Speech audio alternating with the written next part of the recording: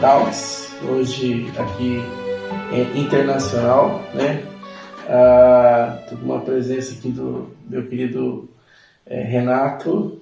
O Renato é pastor aqui na Itália, mas antes de a gente continuar essa conversa, você precisa seguir esse canal, curtir, apertar lá o sininho e compartilhar com seus amigos. Não deixe de fazer isso, que você ajuda o Isbel a alcançar mais pessoas. Então, como eu estava dizendo, nós estamos aqui com o Renato Coronato. Ele morou no Brasil por alguns anos, fez o nosso seminário, serviu na comunidade Shalom, a igreja que está anexa ao nosso seminário, e há 2 anos ele voltou para a Itália, ele, sua esposa e sua família, com esse desejo de servir a Deus, de viver em missão também fora do país dele. Obviamente ele já falava italiano, já tinha vivido aqui um tempo e volta à sua terra. E nesse momento ele está como plantador de igreja. Então, Renato, seja bem-vindo. Que bom ter você aqui com a gente. Hoje, o primeiro nosso internacional, assim, tudo muito organizado, bem planejado. A gente pode fazer uns cortes para mostrar como é que são os nossos suportes, né? Nossa parte de suporte técnico, né? Foi muito bom. Mas temos café italiano, água della Fontana, que está aqui, né? E vamos tomar essa água da Fontana e vamos tomar um café italiano, das fontes, inclusive, feitas pelos romanos aqui, né? Não foi feita por Deus, né? Vamos só descobrir elas. Bom, eu queria começar aqui me apresentando. Eu sou o Sandro, sou pastor, sou parte da família Isbel, sou casado com a Marinês e estou aqui em viagem para a Itália. A gente estava de férias, passamos por aqui para encontrar os irmãos. Eu queria muito também aqui apresentar o Renato. Eu queria que o Renato falasse um pouquinho dele, né, a história dele, um pouquinho dessa história de como é que funciona, né? Ele, a família dele, quantos filhos são, quem é você? Quem sou eu? Bom, eu sou nascido em São Paulo, né? Estou com 43 anos, nasci pela turminha de 81. Que mais? Sou casado com a Jussara, a gente tem 3 filhos, tem a Ashley, que é a amorzinha, está fazendo 14 anos esse ano. Segunda que a gente tem a Giovana, está com 6 anos, tem o Vincenzo, o menorzinho de todos aí, o último da fila, está com 3 aninhos. Legal. O Vincenzo nasceu em Londrina. Vincenzo nasceu em Londrina, os 2 londrinenses, e a Ashley nasceu lá na França. Legal. Quando a gente morava na França. Bom, para a gente começar assim, por quente, né? Vamos começar a colocar aqui, como é que foi esse tema do seu chamado ministerial, como é que funcionou? Até sei aí, parece que teve, dentro dessa coisa de viver o ministério, teve um encontro com a Jussara no meio de fazer o ministério também. Como é que é isso? Exatamente, no meio do ministério. Então assim, uma vez que eu tinha entendido que eu tinha um chamado ministerial logo assim nos primeiros anos, assim, eu tinha entendido que Deus tinha me chamado tinha me chamado para o ministério. Obviamente eu não estava pronto para aquilo, mas sempre fui perguntando qual que é o próximo passo, entendi que Deus me chamava para vir para a Itália. Eu morava em Londres na época. Deus tinha feito a escola bíblica da Hillsong. E aí senti Deus me chamando para vir para a Itália. Eu não queria vir na época, né? Tive que fazer algumas renúncias para vir para cá, inclusive de carreira. Tive que fazer uma renúncia própria, assim, parecia até contra a lógica, né, que eu estava fazendo. Estava numa igreja legal, estava servindo a Deus. Sim, tinha assim, aquele momento que as coisas parecem que estão acontecendo e você tem que fazer uma mudança. Tudo perfeito. E eu sentia Deus me chamando literalmente para vir para a Itália. Vim para uma igreja onde tinha comigo, que era visitante, tinham 15 pessoas. Todo final de semana a gente participava de cultos com 6 mil pessoas presentes, televisionados para 14 países, né? Eu tinha contrato assinado com os caras, assim, foi um momento assim, eu cantei, gravei DVDs, né, com Darlene Check, o pessoal do Delirious, Matt Redman. Então assim, foi um período assim, de muito crescimento para mim. Então parecia que fazer a obra de Deus naquele momento era continuar nessa direção. Porque eu falei, Deus, eu quero mais influência, eu quero fazer mais, eu quero servir mais, qual que é a tua vontade?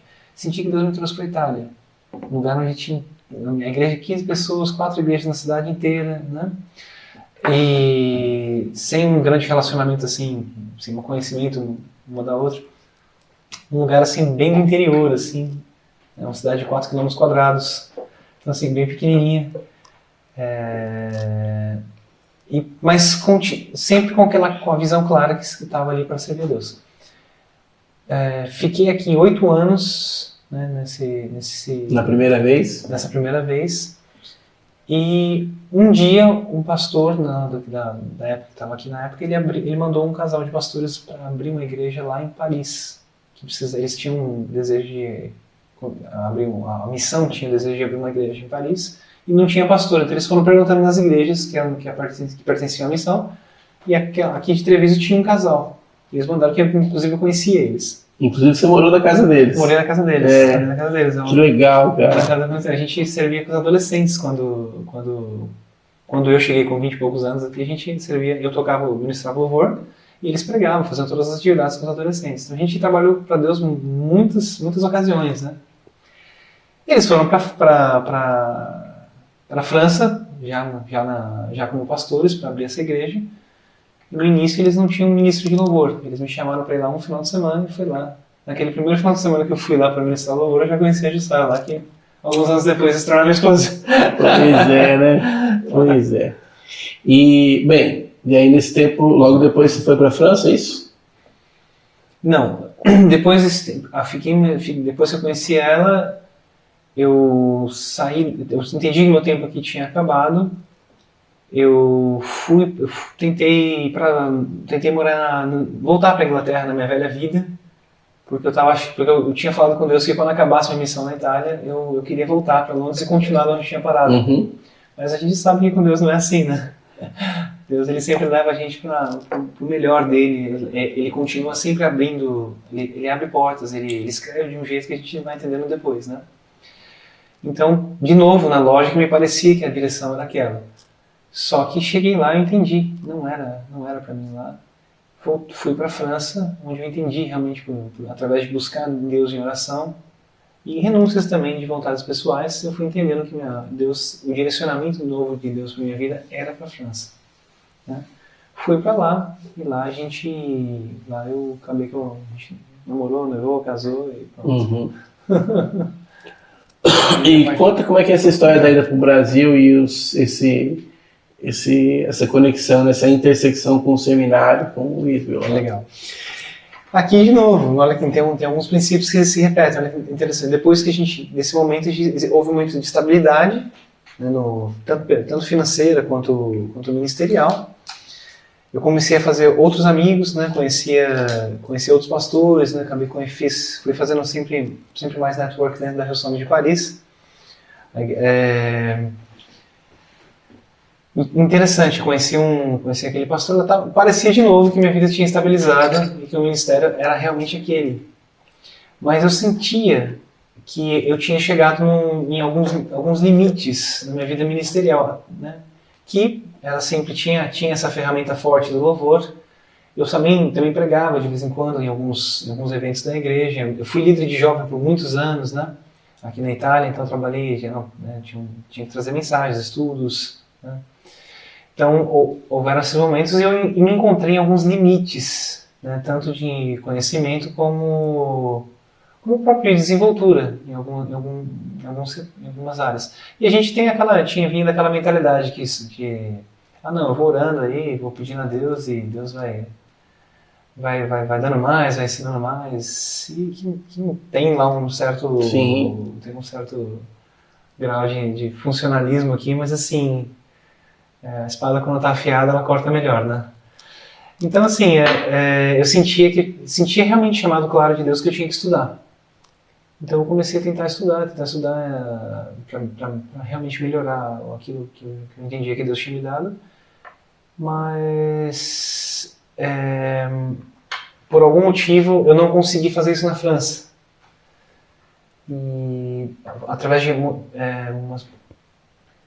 motivação familiar, pessoal, eu fui entendendo que eu teve que passar um tempo no Brasil. Outra coisa que eu comecei a sentir Deus falando comigo também a respeito de Brasil, de passar um tempo no Brasil. Minha mãe estava muito doente na época, então estava entendendo que tinha que passar um tempo mais próximo dela.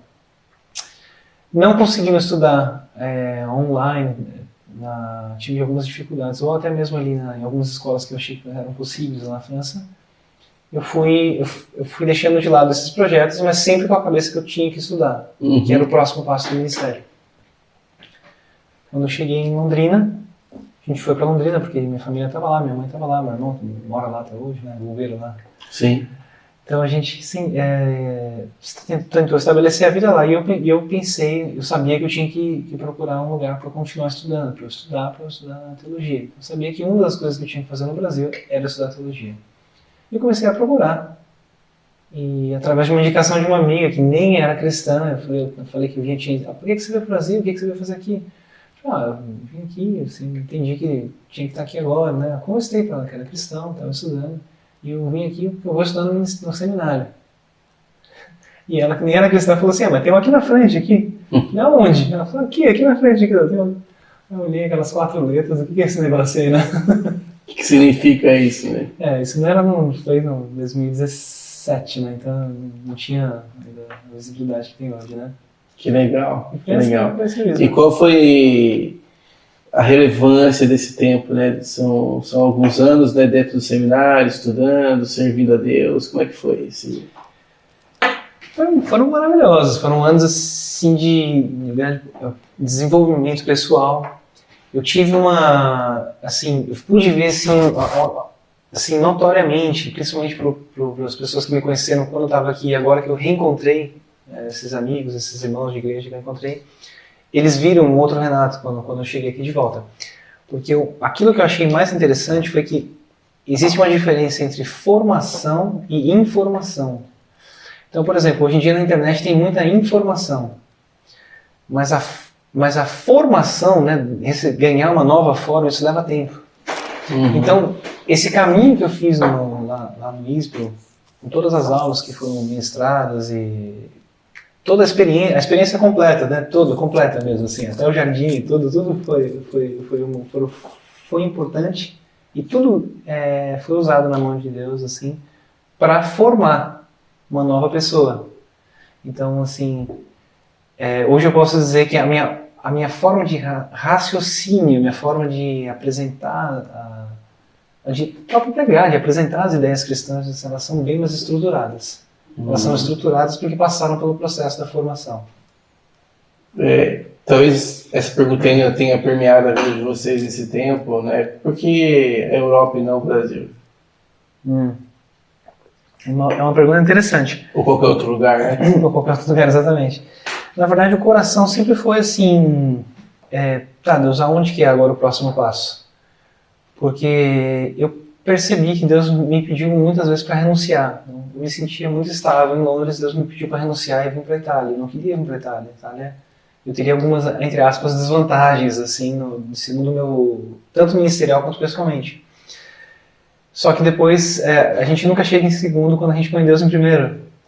Então, assim, eu entendi que renunciar lá e vir para cá era colocar Deus em primeiro lugar. A vontade de Deus em primeiro lugar no lugar da minha vontade. E, logicamente, que aqui, o que Deus fez aqui na minha vida naquele período, se eu tivesse continuado naquela escola bíblica que eu estava, naquele trabalho que eu estava, com aqueles amigos, o processo provavelmente seria bem mais lento ou talvez não seria completo da mesma forma, porque eu teria rejeitado esse tratamento de Deus. Falo isso porque eu voltei depois de alguns anos lá, teve uma conferência, eu voltei, encontrei aqueles meus velhos amigos e pareciam que muitas deles estavam na mesma página quando a gente tinha 23, só que agora eu já estava com 33, né? Então, assim, foi muito engraçado assim, esse período, ter visto como o processo acelera quando a gente diz sim, está preparado para dizer sim para Deus, independente do que parece desvantajoso. Tentando responder a pergunta, o princípio é o mesmo. No dia que a gente entendeu que Deus queria a gente aqui nesse local, com essas pessoas. Então foi por isso que a gente escolheu. Mas se ele tivesse falado outro lugar e a gente tivesse entendido claramente isso, através de confirmação e não qualquer outro tipo, confirmação de Deus, divina mesmo assim, e lógica também natural, a gente teria ido, independente de onde fosse. Se fosse para o Japão, a gente teria ido. Assim, se fosse legal. Para China, Japão, qualquer lugar. Bom, você levanta seu sustento aqui hoje como? Eu tenho um trabalho secular, né? Então eu trabalho de segunda a sexta, das 8 às 5, normalmente. Né? Então eu trabalho carregando, a gente organiza um armazém lá, cheio de tanque de combustível, a gente trabalha trabalho ali, daqui eu tiro o meu sustento. No meu tempo livre, eu dedico, é dividido entre família e todo o trabalho ministerial da igreja. Uhum. Até o doutor do trabalho sabe disso. Eu falei para ele, fora daqui eu vou gastar meu tempo com a igreja e com a família. Ele falou, tá bom então. E quais são então as diferenças culturais que você percebe no que diz respeito à plantação de igreja? Então, assim, eu acho que o principal, assim, são missionários, assim, quando chegam para plantar a igreja, eles tem que ficar claro para eles que é necessário que eles renunciem preferências pessoais e até costumes que a gente não percebe que são fatores culturais nossos, né, que são costumes regionais, locais. Você fala coisas da nossa própria cultura. Um brasileiro não deve fazer uma igreja brasileira. Assim, se ele quer alcançar as pessoas locais, ele precisa renunciar àquilo que é a cultura dele sem negociar princípios e valores cristãos. Assim, por exemplo, faço que dois amigos albaneses, a gente aceitaram Jesus, a gente caminhou muito tempo junto, a gente jantava, né, junto, caminhava junto com esses dois aqui. Depois de uns 6, 7 anos, eles tiveram um pouco mais de contato com a cultura brasileira, que eles conheceram outros amigos brasileiros que chegaram, que também se converteram, estavam andando sempre na língua italiana. Ele falou assim, mas então vocês fazem as coisas assim, dessa outra forma? Eu falei, lá no Brasil faz mesmo. Ele falou, mas por que você nunca me falou? Ele questionou depois de todos esses anos, né? Ele falou assim, porque ele nunca tinha percebido comigo isso. Eu falei assim, porque eu renuncio a qualquer tipo de coisa assim, que é cultural para ganhar um amigo, desde que aquilo não fira um princípio ou um valor bíblico. Eu falei, se eu conseguir relevar isso aqui, eu ganho um amigo. E ele ficou muito impressionado com aquilo. Então, eu acho que é a grande sacada para missionários e plantadores de igreja, entender essa adaptação necessária. Uhum. Você acha que isso é um grande desafio aqui na Itália? Para muitos missionários que chegam de fora é assim, né? Tem bastante. Eu acho que é um grande desafio vencer essa primeira barreira para poder comunicar a mensagem de uma forma que eles entendam. Uhum. A tua opinião agora, 2 anos plantando igreja, né? Eu 3 anos lá na igreja auxiliando. Então, quando a gente é auxiliar, é uma posição mais confortável, né? A plantação, ela tira a gente da zona de conforto. Quando você pensa assim em uma igreja saudável, o que para você é essencial? O que significa ter uma igreja saudável na Itália? Legal, uma igreja saudável, interessante, muito boa pergunta.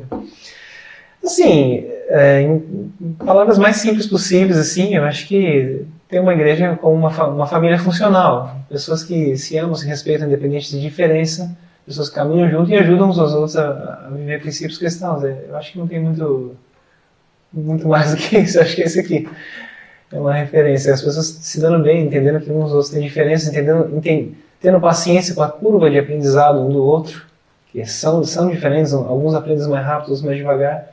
Acho que se a gente conseguir colocar isso aqui em prática já é bastante coisa, né? Que ótimo. E tem algum recado para quem almeja o ministério? Você pode ir lá para a câmera, né? E dizer lá, falar assim, e aí? É fácil, né? Só vir, tem vaga. Mas dá o teu recado, aquilo que está no teu coração, que você diria para um jovem que está igual como você, 17 anos, encontrou Jesus, né? Ou está um pouquinho mais, ou está na zona de conforto. O que você diria para essas pessoas a respeito do ministério, se elas almejam esse ministério, o que fazer? Interessante.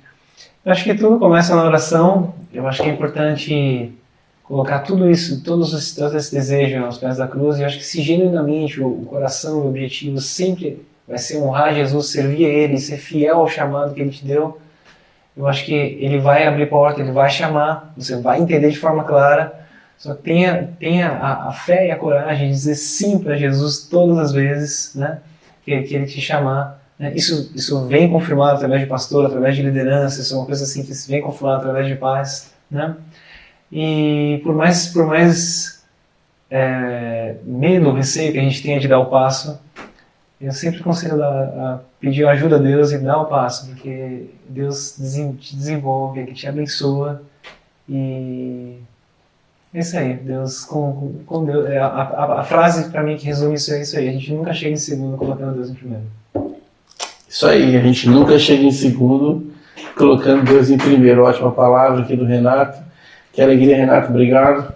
E para você que, como o Renato, deseja e almeja o ministério, nós do seminário, nós do Isbel, queremos ajudar você. Então, não deixe de, primeiro, compartilhar esse vídeo, obviamente com o máximo de amigos teus, mas de entrar em contato conosco. Nós queremos ajudar você a discernir, a entender e também a formar, né? Como disse o Renato, que essa coisa da formação, né? É diferente da informação. Né? Os anos do seminário, estudando, aprendendo, são anos muito preciosos. Nós queremos ajudar você. E, aliás, o ISBO tem plataformas muito interessantes, de 1 ano, 2 anos, 3 anos, ou seja, você pode fazer matérias avulsas, você pode aprender. Se você quer começar essa caminhada, nós queremos ajudar você. Deus te abençoe. Nos encontramos daqui a algum tempo em outro ISBO Talks.